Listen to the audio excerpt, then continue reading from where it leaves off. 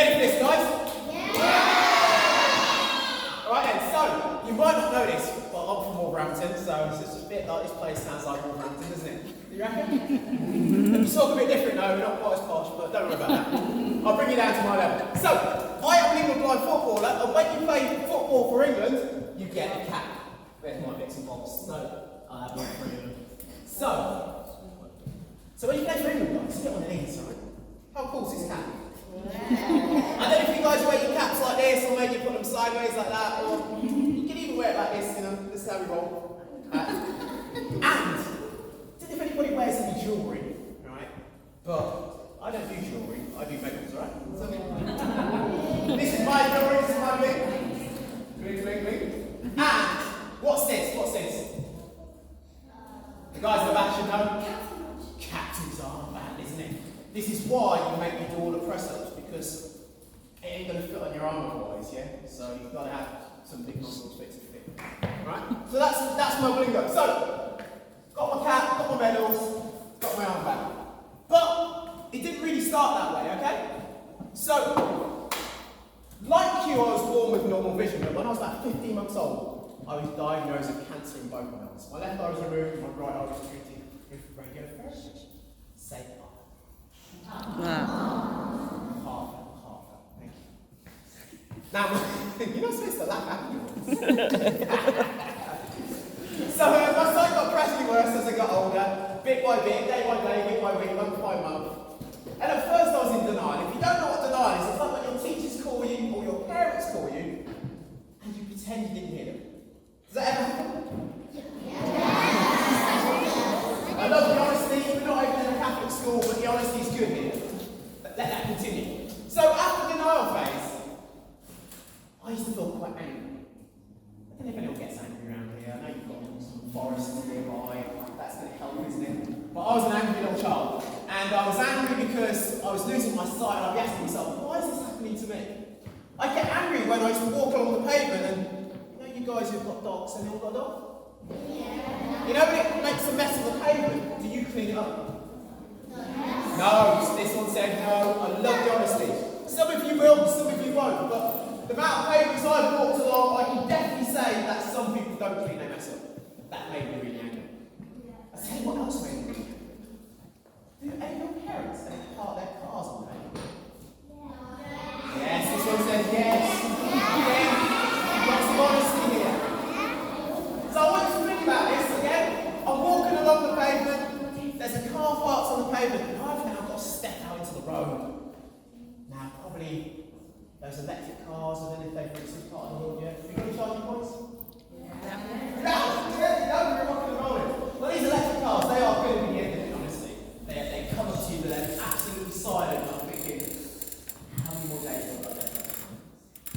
So I was an angry kid. But there was always hope that one day they would be able to cure. You see, they put someone on the moon, why couldn't they fix my eyes? And I used to go to the doctors every single year, and this guy in his white jacket would put this ultrasound gel in my eye, and he'd say, look up, look down, look left, look right.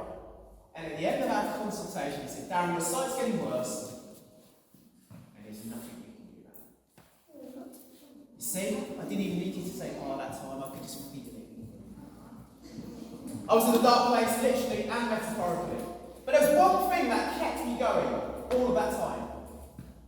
It was sport. See, most people do sport for one of three reasons. They either do it to get fit, to lose weight, or to get muscle. Right, let me show you some big muscles, alright? So, I didn't join with the surgery today, but I've probably done about a billion press-ups in my life. But can you do these press-ups? What's these ones?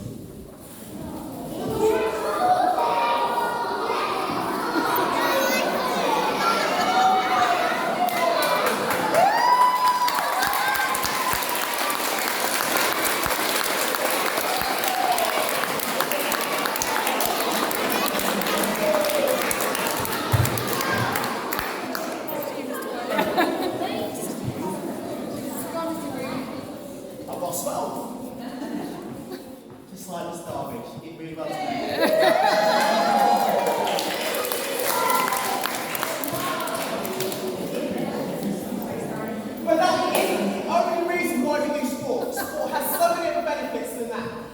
And I'm just going to share a couple with you today. So I was that kind of kid at school who, let's be honest, you might not believe this, but I couldn't keep still and I couldn't shut up.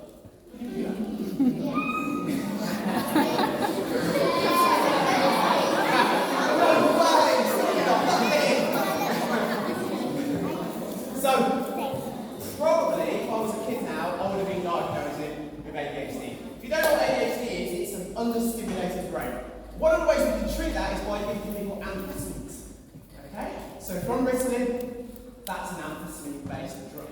But the other way of treating it is exercise. It's fantastic at stimulating our brains because it needs lots of activity. We were not designed to sit still for hours and hours a day. And so when I was this kind of hyperactive kid and I wanted to keep moving and keep doing stuff, well, it forced me to sit still for hours and hours and hours. They were literally killing me. Okay? The other thing that exercise is brilliant with is if you're ever feeling down. Sometimes when you're feeling down or depressed, the thing you most want to do is curl up in a little ball under the duvet and wait for the world to kind of disappear. But the thing you need to do most is to move. We were designed to move. And the more you move, the better you'll feel. Exercise is the best antidepressant out there.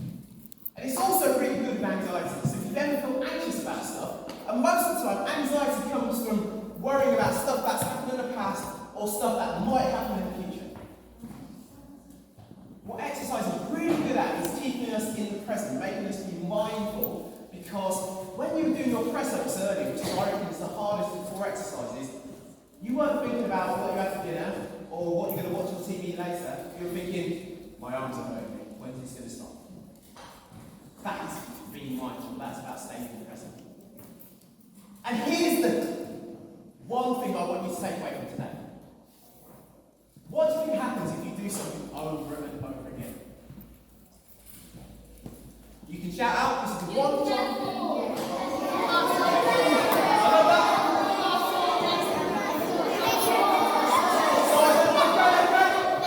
So I heard 2 answers beginning with B. One person said bored, which I thought was super cool. Yeah, I guess if you do the same thing over and over again, you might get bored. But the other answer is you get better. This is the best formula for success that I can teach you today. Because you can apply that to your reading, to your writing, to your maths, your English, your music, and of course, your sport. I guarantee that if you practice something, you'll get better at it. And how cool is that? Because that means that's in your absolute control. Doesn't matter what else is going on around you, that's something